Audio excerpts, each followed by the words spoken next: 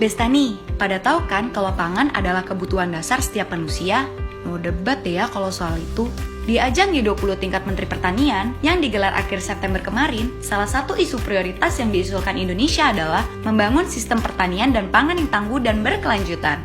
Nah, membangun sistem ketahanan pangan yang tangguh ini bisa loh kita mulai dari rumah kita masing-masing.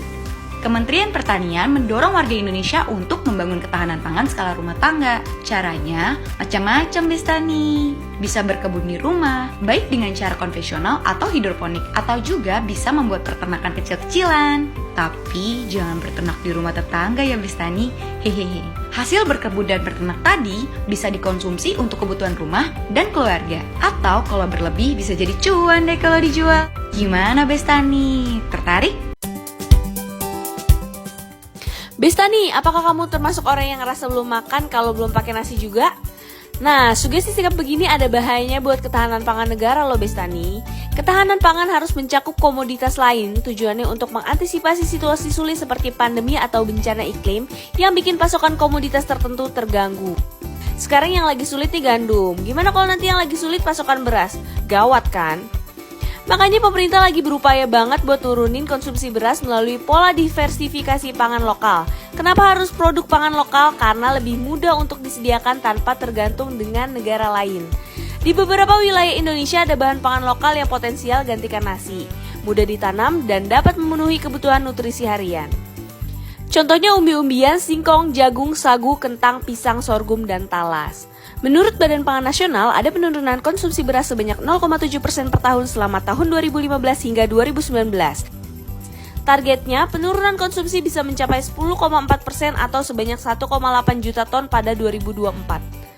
Nah, bisa nih, sekarang ini pemerintah tengah berupaya memperluas jumlah lahan untuk produksi pangan non-beras.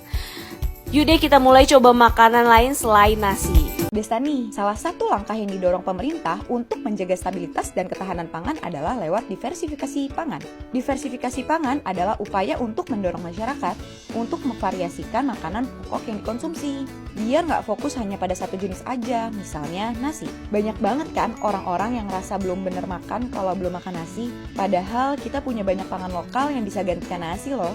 Upaya diversifikasi pangan yang didorong pemerintah setidaknya menyasar 6 komoditas bahan pangan, yaitu singkong, jagung, talas, sagu, pisang, dan kentang. Produksi berbagai komoditas tadi di tanah air juga relatif tinggi loh. Kentang misalnya, yang produksinya selalu surplus setiap tahun. Tahun 2021, produksinya mencapai 1,36 juta ton, meningkat 6,1% dari tahun sebelumnya. Kenapa ya diversifikasi pangan ini perlu dilakukan? Nah, buat kita pribadi, diversifikasi pangan bermanfaat agar tubuh kita mendapat asupan nutrisi dengan nilai gizi beragam dan seimbang.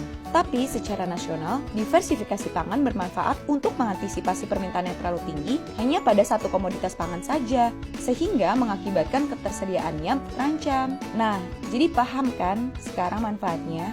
Yuk, cobain dong praktekin diversifikasi pangan.